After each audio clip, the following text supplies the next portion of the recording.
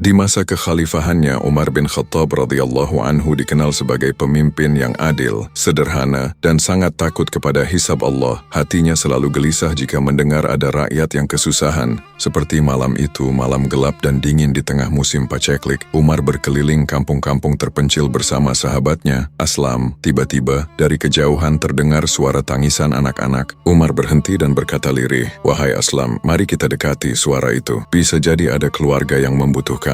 Umar memberi salam, meminta izin untuk mendekat. Setelah diizinkan, tampak seorang ibu letih duduk di depan tungku kecil, mengaduk sebuah bejana. Sementara dari balik kain dalam tenda, tangisan anak-anak terus pecah tanpa henti. Dengan lembut Umar bertanya, "Siapakah yang menangis itu, wahai ibu?" "Anak-anakku," jawabnya pelan. "Apakah mereka sakit?" "Tidak, mereka lapar." Umar dan Aslam saling berpandangan, dada mereka seperti diremas. Waktu berlalu lebih dari 1 jam, namun tangisan itu tak berhenti. Umar memperhatikan ibu itu terus mengaduk bejana yang tidak pernah matang. Akhirnya ia bertanya, "Wahai ibu, apa yang engkau masak?" Wanita itu diam sesaat, lalu dengan gerakan pelan ia membuka tutup bejana. Umar terkejut, di dalamnya hanya ada batu-batu yang direbus. Sang ibu berkata dengan suara bergetar antara marah dan sedih, "Aku memasak batu agar anak-anakku tenang dan tidur. Mereka mengira aku sedang menyiapkan makanan, namun lapar membuat mereka terus menangis." Inilah kezaliman Umar. Dia tidak tahu ada rakyatnya yang kelaparan. Umar terdiam. Air matanya turun membasahi janggutnya. Tanpa menunggu Umar bangkit, ia berlari kembali ke Madinah. Sesampainya di Baitul Mal, ia mengambil sekarung gandum. Aslam berkata, "Wahai Amirul Mukminin, biarkan aku memikulnya." "Tidak, Aslam. Apakah engkau mau menanggung dosaku di akhirat karena membiarkan rakyatku kelaparan? Demi Allah, memikul karung ini lebih ringan daripada memikul murka Allah." Nafasnya berat, tapi tekadnya lebih kuat.